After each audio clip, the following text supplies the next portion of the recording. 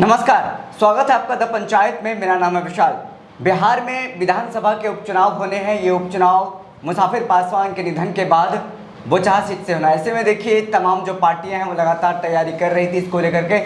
अब प्रत्याशियों का भी ऐलान हो गया है और प्रत्याशी अब देखिए त्रिकोणीय मुकाबला होता जा रहा है। राजद ने मुसाफिर पासवान के बेटे को वीआईपी से तोड़ करके राजद में ज्वाइन कराया है अमर पासवान को। अब वहां से उसको चुनाव लड़ाएंगे। वो ऐसे में देखिए वीआईपी ने भी दांव चलते हुए उनके कद्दावर नेता रमई राम के बेटी को गीता देवी को वहां से उम्मीदवार बनाया। ऐसे में देखिए बीजेपी भी वहां से बेबी ईरानी को उम्मीदवार बनाया। ऐसे में देखिए ये जो मुकाबला है त्रिकोणीय मुकाबला नजर आ रहा है। ऐसे में देखिए कौन बाजी मारेगा, कौन किसको समर्थन कर रहा है, क्योंकि एनडीए में जो चार दल हैं, वीआईपी हैं, बीजेपी हैं, जेडीयू हैं और हम हैं, चारों दल अब देखिए किस तरीके से इसको लेकर के मेहनत करेगा, काम करेगा, रणनीति बनाई जाएगी और क्या मुकाबला देखने को मिलेगा।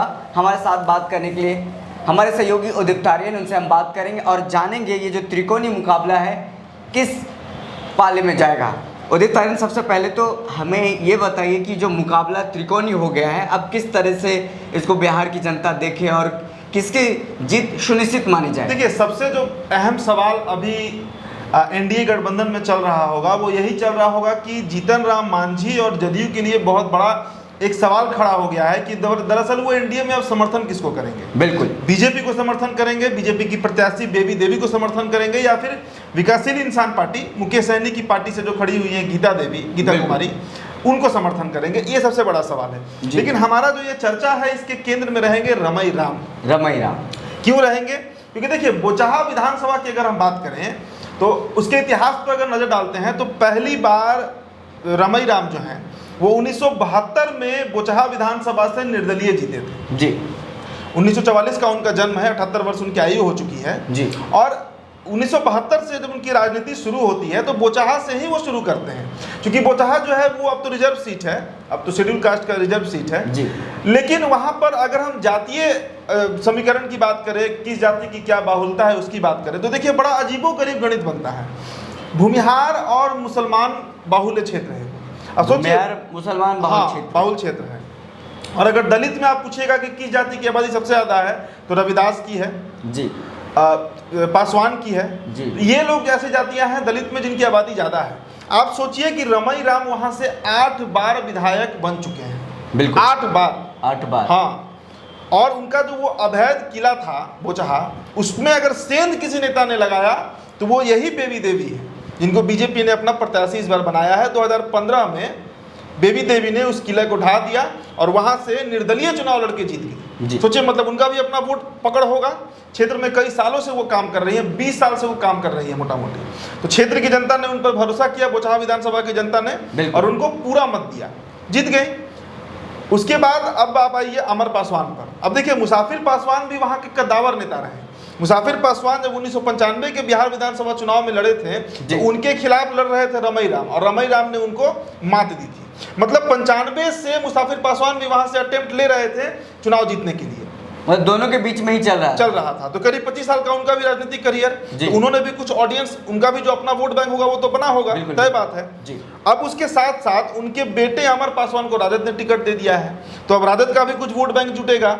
मुसाफिर पासवान, दिवंगत मुसाफिर पासवान का भी वोट बैंक जो होगा वो उनके बेटे के साथ रहेगा। बिल्कुल। बीजेपी से बेबी देवी, जिनका अपना वोट बैंक प्लस बीजेपी का वोट बैंक, अमर पासवान राजद से जिनका अपना वोट बैंक प्लस आरजेडी का वोट बैंक जी। और रमई राम जो टिकट, देखिए रमई राम दरअसल आप कह सकते हैं मौका परस्त नेता रहे हैं। आपको एक इंसिडेंस बताते हैं विशाल। 1994 के पटना के इसी मिलर ग्राउंड में जी, पटना के मिलर ग्राउंड में एक रविदास समारोह चल रहा था, जिसमें जो मुख्य नेता थे वो लालू प्रसाद यादव थे। आप उनको मतलब मुख्य अतिथि कह सकते हैं। और मंच से उन्होंने संबोधित करते हुए इन्हीं रमई राम को आधुनिक शंकराचार्य की उपाधि दी थी। 1994 की घटना में बता रहा हूँ, 94 की घटना है, महीना मुझे याद नहीं है, लेकिन ये पक्का बता रहा हूँ कि 94 में पटना के मिलर ग्राउंड से एक सभा को संबोधित करते हुए रविदास का वो सभा था जहाँ रमई राम को लालू प्रसाद यादव ने आधुनिक शंकराचार्य की उपाधि दे दी थी। तो सोचिए कितना उन लोगों में करीब मतलब एक रिश्ता रहा होगा। लेकिन जब लालू प्रसाद यादव का समय खराब हुआ, जब उनकी राजनीति थोड़ी कमजोर पड़ी, बिहार में उनकी सत्ता चली गई, तो उसके बाद यही रमई राम जदयू चले जाते हैं। वहां पे बजाते विधायक भी बनते हैं और मंत्री भी बनते हैं जेडीयू में। लेकिन 15 के बाद फिर उनका मोह भंग होता है और फिर वो राजद में आने का प्रयास करते हैं। तो एक खबर भी चली थी कि वो लालू प्रसाद यादव से मिलने रिम्स गए थे, लेकिन लालू यादव उनसे मिलने से इनकार कर दिए थे जी। अब देखिए पिछले 3-4 दिनों का जो घटना है वो आपको बता रहे हैं। रमई राम लगातार फील्डिंग कर रहे थे अपनी बेटी, उनकी 2 पुत्री हैं और दोनों एमएलसी रह चुकी हैं बिहार में, गीता देवी और एक का नाम शायद सीता देवी है, याद नहीं है मुझे कंफर्म। दोनों पुत्री उनकी एमएलसी रही हैं और दोनों इस बार पिछले 3-4 दिनों में राजद के कई शीर्ष नेताओं से वो मुलाकात कर चुके हैं। खुद वो इस बात को एक्सेप्ट किए कि अच्छा फील्डिंग कर रहे थे कि उनकी बेटी को टिकट मिल जाए, उनकी पुत्री गीता को टिकट मिल जाए।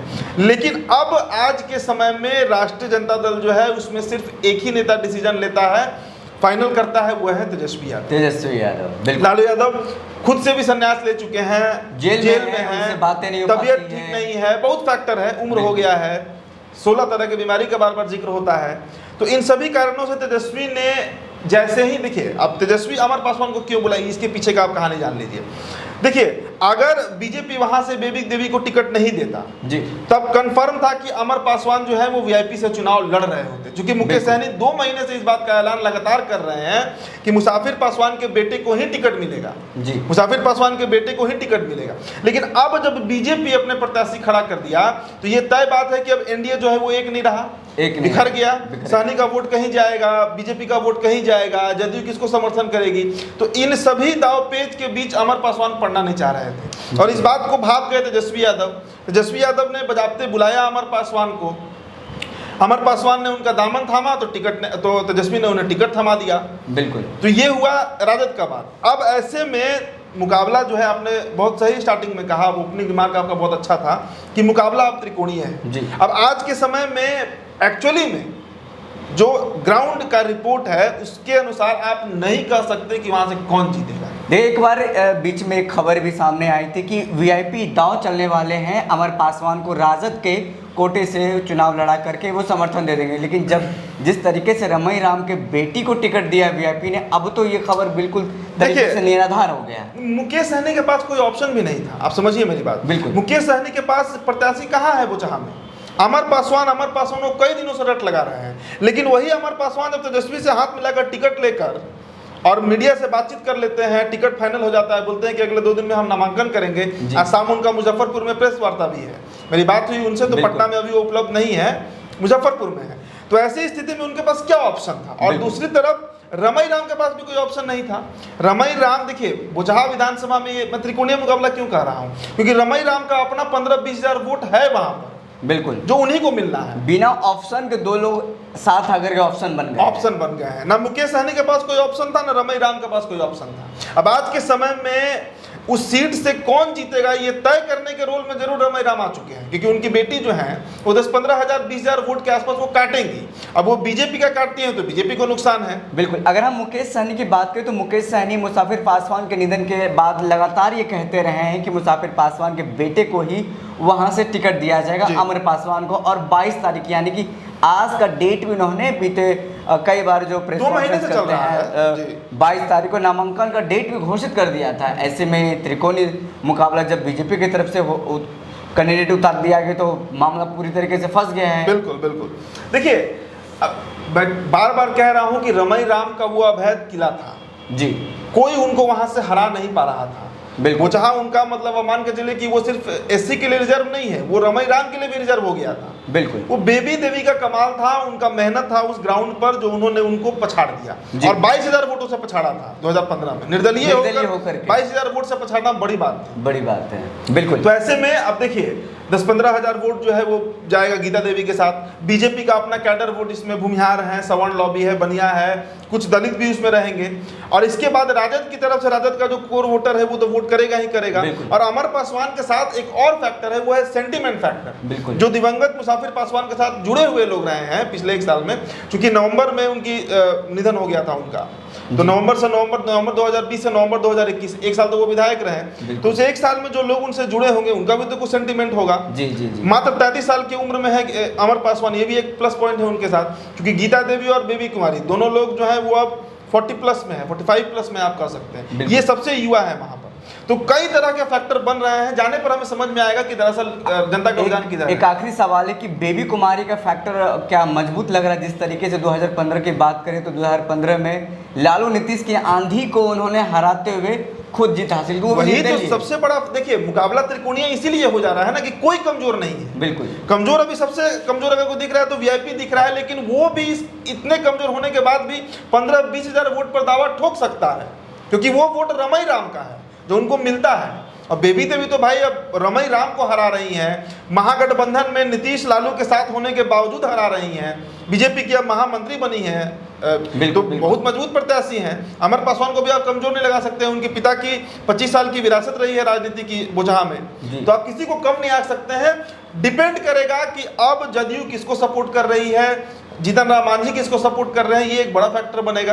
दूसरी तरफ महागठबंधन में क्या कांग्रेस जो है वो तेजस्वी को सपोर्ट करेगी इस चुनाव में कि नहीं करेगी, कि अपना प्रत्याशी खड़ा करेंगे वो लोग, कई तरह के मामले हैं, लेकिन फिलहाल मुकाबला जो है वो त्रिकोणीय है और इसी के बीच ये डिसाइड होगा। हम आप चलेंगे बोचहा तो पता लगेगा कि वहाँ की जमीनी स्थिति क्या है। तो साफ तौर पे अपने तमाम दर्शकों को ये भी बता दें कि हम कुछ दिनों में बोचहा जाएंगे, बोचहा की ग्राउंड रिपोर्ट आपको बताएंगे और वहाँ की क्या राजनीति है, किस तरीके से त्रिकोणीय समीकरण जो ये बना है, कौन जीत रहा है, कौन हार रहा है, हम लोगों से बात करेंगे और पल पल के अपडेट्स भी आपको बताएंगे। अभी हम चर्चा कर रहे थे हमारे सहयोगी उदितार्यन से वहाँ पर किस तरीके से त्रिकोणीय समीकरण बना है, कौन जीत रहा है, कौन मजबूत है, कौन कमज़ोर है। ऐसे में इन्होंने साफ तौर पे ये बता दिया है कि तीनों कमज़ोर नहीं है, यानी कि तीनों मजबूती के साथ वहाँ पर दमखम चुनाव लड़ने को तैयार है। आने वाले दिनों में देखना होगा क्या कुछ नज़ारा देखने को मिलता है। बिहार की राजनीति है, अजीबोगरीब राजनीति होती है, दांव पेच साम दाम दंड भेद सब कुछ खेला जाता है। आने वाले दिनों में बेहतर होगा जानना कि क्या कुछ आने वाला है। बहुत बहुत धन्यवाद।